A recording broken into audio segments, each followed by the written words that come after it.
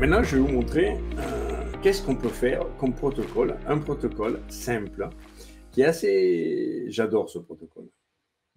Je ne sais pas où il faut que je mette ma souris pour aller dessus. Voilà, on va faire ça. On va les mixer comme ça. Vous voyez, sur un axe, on va mettre les positions. 1, 2, 3. Alors, j'aime bien, moi, les placer avec la 1 au milieu. La 2 d'un côté et la 3 de l'autre. J'aime bien les faire comme ça. Mais ce n'est pas la seule façon de les disposer. Moi, j'aime bien les faire comme ça. Pour autant, d'autres façons de les disposer peuvent marcher aussi. Et puis, dans l'autre axe, passé, présent et futur. Donc, on positionne ça. Ce protocole, qui s'appelle le carré magique, il peut s'utiliser... Oui, prendre de la hauteur, oui, par rapport à ce que je disais, prendre de la hauteur, même pas aller sur la Lune, c'est très très haut, effectivement, mais pas juste la hauteur, il faut qu'il y ait une absence culturelle. L'absence culturelle nous permet aussi de grandir cette hauteur.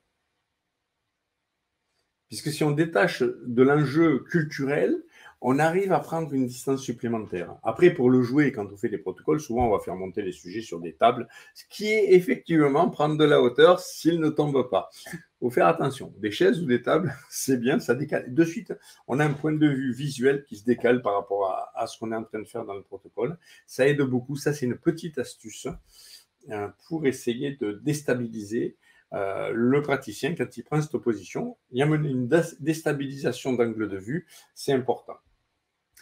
Alors après, donc vous faites un carré comme ça. Bon, c'est du niveau praticien, vous l'avez vu, ceux qui ont fait le praticien chez nous, à la fin du praticien, on vous offre celui-là qui est pour moi un outil assez fabuleux. Et on va l'utiliser en propagation de ressources. Il y a deux façons de l'utiliser.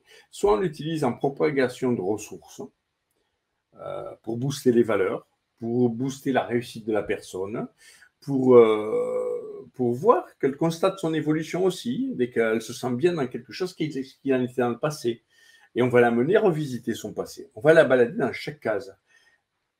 L'ordre dépend de ce que vous faites. Voilà, l'ordre dépend de ce que vous faites et de la situation familiale et de la situation de la personne dans le moment où elle vit et dans le passé. On va donc l'interroger un petit peu sur son passé, sur qu'est-ce qu'elle projette dans le futur, et puis on va la déplacer de case en case. Alors on part toujours de la position centrale, on va partir de la position 1, qui est la case centrale, P1 présent. On va partir de P1 présent, et puis on va ancrer la ressource de ce qu'elle vient de réussir, de ce qu'elle vit aujourd'hui et de comment elle voudrait aller encore plus loin avec ça.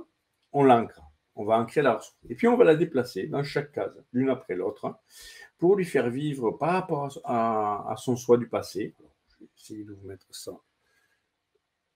Voilà, je vous ai fait un ordre. Alors l'ordre, je vais vous montrer un truc. Voilà, l'ordre, vous voyez là, dans cet exemple que je vous mets là, je vais le mettre en grand. Voilà, dans cet exemple, vous voyez qu'on ne parcourt pas toutes les cases. Ce n'est pas une obligation de parcourir toutes les cases. Dans cet exemple, vous voyez aussi que les positions sont 1, 2, 3. Ils ne sont pas totalement dans le même ordre. Donc, ce n'est pas super important l'ordre. Ce qui va être important, c'est qu'est-ce que vous vivez. Il faut une approche intelligente de qu'est-ce qu'on vit, quels sont les conflits qu'il peut y avoir eu avec les parents, par exemple, avec les proches, avec les gens qui sont plutôt en position 3 par rapport à vous, et comment on va pouvoir le vivre, tout ça.